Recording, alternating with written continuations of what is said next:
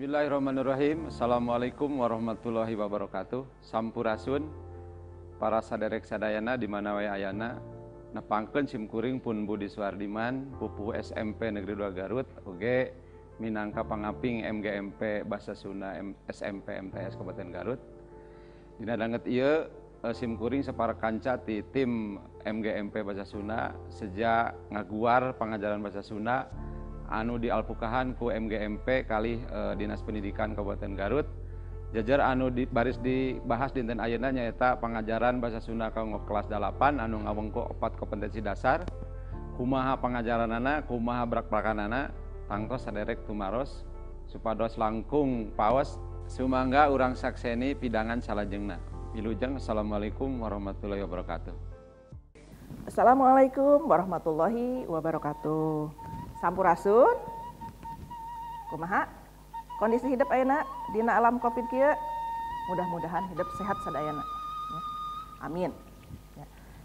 Tah, hidup minggu kamari dina panglawungan anu kahiji tos dipedar ngeunaan naon ari karangan bahasan, rupa-rupana karangan bahasan atau pedaran ya. Tah jeung pancena. Tah dina pangajaran ayeuna urang medar ngeunaan cara ngabedakeun antara wacana pedaran jeung wacana sajena jeung maham ngeunaan paragraf. Paragraf teh mangrupa salah sahiji syarat dina nyieun hiji karangan. Para siswa dina kesempatan ieu baris dipedar ngeunaan bedana unggal wacana. Wacana narasi atau caturan mah eusina mangrupa carita atau lalakon. Jadi aya anu ngalalakon, aya palakuna anu ngalalakon. Tah, wacana deskripsi mah eusina ngagambarkeun kagiatan indra ya, seperti paningal, pangambung, pangrasa, panyabak ya. Tah, anu katilu wacana eksposisi eusina ngadadarkeun hiji objek, proses, tujuan jeung gunana. Anu sedangkan wacana argumentasi mah eusina ngeunaan nerangkeun bener henteuna hiji perkara dumasar kana alasan-alasan anu kuat jeung logis. Para siswa saat acan urang diajar ngeunaan wacana atawa nyieun karangan, tah hidup kedah uninga heula ya. Ari karangan teh diwangun ku paragraf-paragraf. Naon atuh ari paragraf teh? Paragraf atau alinea nyaeta unit minimum wacana minangka wadah mekarkeun tema, sifatna transaksional.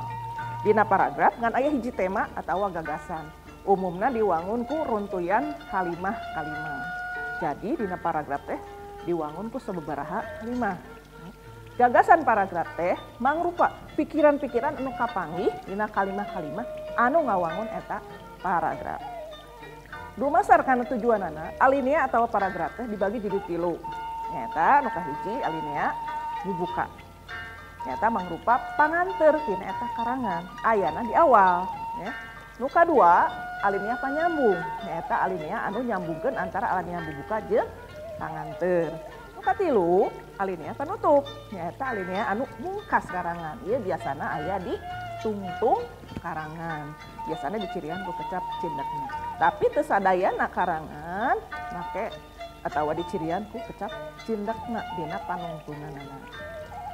Para siswa supaya hidup langkung paham nu kumaha ari alinea teh nya, kumaha ari bubuka alinea teh tadi hidup aya contoh alinea bubuka. Nya biasana disimpenna dina awal. Biasana fungsina teh ngawanohkeun heula, ngawanohkeun hiji objek. Nah, ieu ge aya contoh alinea panyambung, biasa ku hidup dibaca dina modul. Tah, ieu contoh alinea panutup. Sapertos anu ku ibu tadi didugikeun, yen biasana panutup mah sok nganggo cirina teh kecap cindekna. Jadi pami hidup mendakan soal aya kecap cindekna eta teh cirining alinea teh kalebet kana alinea panutup. Tapi teu sadayana, kadenya teu sadayana karangan ditutupna ku kecap cindekna. Nah, para siswa ya, dina kesempatan anu ieu teh hal-hal anu ku hidup tos kacangking teh nyaeta ngeunaan karangan bahasan ya. Tak cara nuliskeun karangan bahasan, pedaran rupa-rupa wanguna diantarana aya narasi, eksposisi, deskripsi jeung argumentasi. Para siswa sadayana saparantos hidup nyangkem atau kenging pedaran ngeunaan paragraf sareng wacanana, jenis-jenis wacana atau rupa-rupa wacana.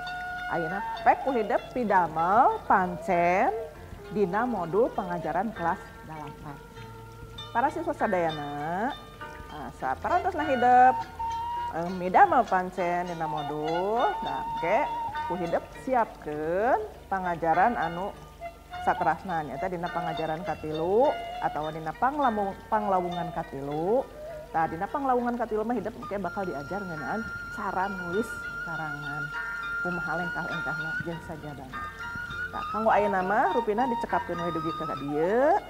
Urang tutup sesarengan ku bacaan hamdalah sesarengan. Alhamdulillahirabbil alamin. Ayo urang tutup sesarengan ku assalamualaikum warahmatullahi wabarakatuh. Para saderek sadayana sakitu anu kepihatur mangga nyangakeun mudah-mudahan aya mangfaatna kanggo ngaguar atau kanggo mekarkeun bahasa Sunda warisan karun urang sadayana. Assalamualaikum warahmatullahi wabarakatuh. Bahasa Sunda Nanjung Salam.